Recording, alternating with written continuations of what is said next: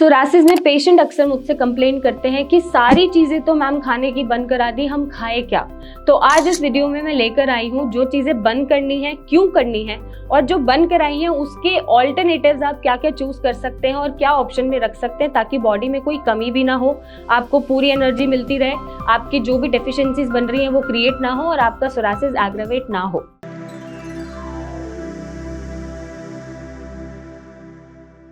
Psoriasis में patient अक्सर मुझसे कंप्लेन करते हैं कि सारी चीज़ें तो मैम खाने की बंद करा दी, हम खाए क्या। तो आज इस वीडियो में मैं लेकर आई हूँ जो चीज़ें बंद करनी है, क्यों करनी है, और जो बंद कराई हैं उसके ऑल्टरनेटिव्स आप क्या क्या चूज कर सकते हैं और क्या ऑप्शन में रख सकते हैं ताकि बॉडी में कोई कमी भी ना हो, आपको पूरी एनर्जी मिलती रहे, आपकी जो भी डेफिशिएंसीज बन रही हैं वो क्रिएट ना हो और आपका सोरासिस एग्रावेट ना हो। तो बिना टाइम वेस्ट करे सबसे पहले जो हम चीज़ बंद कराते हैं वो है डेयरी प्रोडक्ट। सारे पेशेंट अक्सर यही बोलते हैं, बचपन से दूध दही पनीर खाते आए हैं, अब कैसे बंद करेंगे, दूध नहीं गया तो ताकत नहीं जाएगी और दूध कैसे कोई बीमारी पैदा कर सकता है। वेल, जो डेयरी प्रोडक्ट्स होते हैं वो इन्फ्लेमेटरी होते हैं, तो psoriasis is an inflammatory skin condition. ऐसे में वो इन्फ्लेमेशन बढ़ा देते हैं और गट डिस्टर्बेंसेस क्रिएट करते हैं। आपको ऐसा लगता है कि आप बचपन से दूध पीते आ रहे हैं, आपको सूट कर रहा है, दूध नहीं पिएंगे तो कमी हो जाएगी बॉडी में, ऐसा कुछ नहीं है।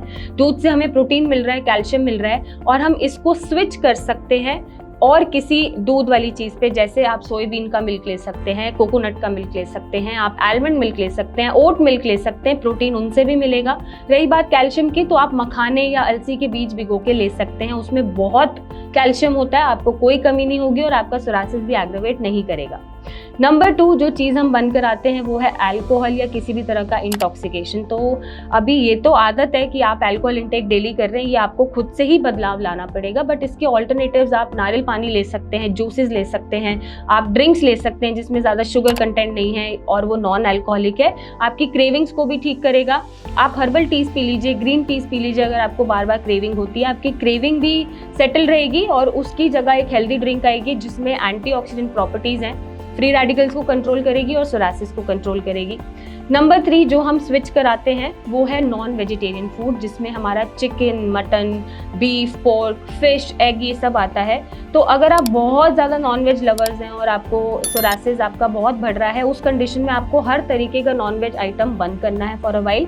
पर जैसे जैसे सोरासिस ठीक होता है तो आप once in a while fish का इंटेक कर सकते हैं अगर आप एलर्जिक नहीं हैं। और अगर आप चाहते हैं आपकी बॉडी में प्रोटीन की कमी ना हो, इसके अलावा जो वेजिटेरियन ऑप्शंस होते हैं जैसे चिकपीज़ हैं, आलमंड्स हैं, वॉलनट्स हैं, काला चना है, आप उसको भिगो के खा सकते हैं, लेंटिल्स हैं, बहुत सारे प्रोटीन के सोर्सेज हैं जो आपका डेफिशिएंसी नहीं बनने देंगे, ताकत बना के रखेंगे और आपका सोरासिस एग्रावेट नहीं करेंगे।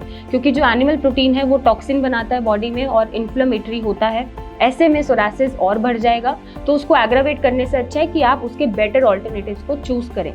नेक्स्ट जो हम मना करते हैं वो हम मना करते हैं शुगर। जो भी हमारा शुगरी ड्रिंक्स हैं जैसे सॉफ्ट ड्रिंक्स हैं, कोला है, तरह तरह की जो ड्रिंक्स आती हैं पैकेट में पैक्ड आती हैं, उनको आपको अवॉइड करना है और उनकी जगह आप कोकोनट वाटर या जूसेस, जैसा मैंने पहले भी बोला, आप रिप्लेस कर सकते हैं। ग्रीन टीज आप पी सकते हैं, आप अपना ही कोई रेसिपी बना के, हेल्दी रेसिपी, चुकंदर गाजर को मिक्स करके जूस बना सकते हैं, बट शुगरी आपको जो चीज़ें हैं वो अवॉइड करनी है।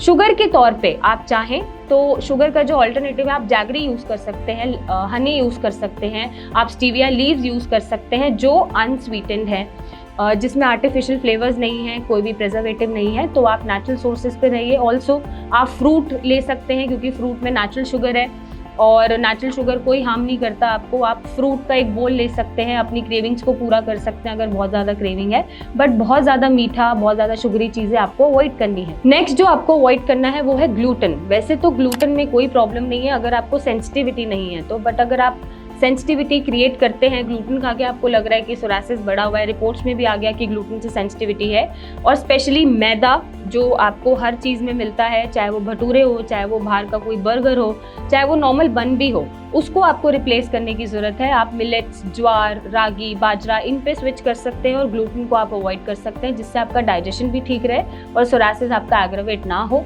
और कोई भी अगर एलर्जिक रिएक्शंस बन रहे हैं तो वो कंट्रोल हो जाए। नेक्स्ट आपको जो अवॉइड करने की ज़रूरत है वो है फर्मेंटेड और बेकरी आइटम्स, क्योंकि बेकरी आइटम्स में बहुत सारी चीज़ें ऐसी यूज़ होती हैं जो आपका सोरासिस बढ़ा सकती हैं, उसको अवॉइड करना है। और उसको इसलिए अवॉइड करना है क्योंकि ऑब्वियसली कोई नहीं चाहता उसका सोरासिस बढ़े। और उसकी जगह आप जो हमारे फर्मेंटेड आइटम्स हैं, जैसे इडली है, डोसा है, आप वो ले सकते हैं, उत्पम ले सकते हैं, अप्पे बना सकते हैं। तो आप और तरीके से फर्मेंटेशन कर सकते हैं रादर देन कि आप बेकरी आइटम्स को चूज करें। तो आज जो चीज़ें मैंने बताई हैं वो बंद तो करनी है, बट उसके साथ साथ मैंने ऐसे ऑप्शंस भी दिए हैं जो हेल्दी हैं, आपके सोरासिस को नहीं बढ़ाएंगे, वेट को भी कंट्रोल करेंगे और आपको ओवरऑल एक बेटर कंडीशन में लाके खड़ा कर देंगे। तो आप इनको ऑप्ट करके देखिए, आप हमें बताइए कि ये कितना यूजफुल है और कैसे आपका सोरासिस स्टेबल है और बढ़ नहीं रहा और वो रिकवरी की तरफ जा रहा है। और अगर नहीं जा पा रहा है तो नीचे दिए गए नंबर पे मेरी टीम से बात करें, हमसे मिलने आए और अपना सोरासिस खत्म करें। Thank you and take care.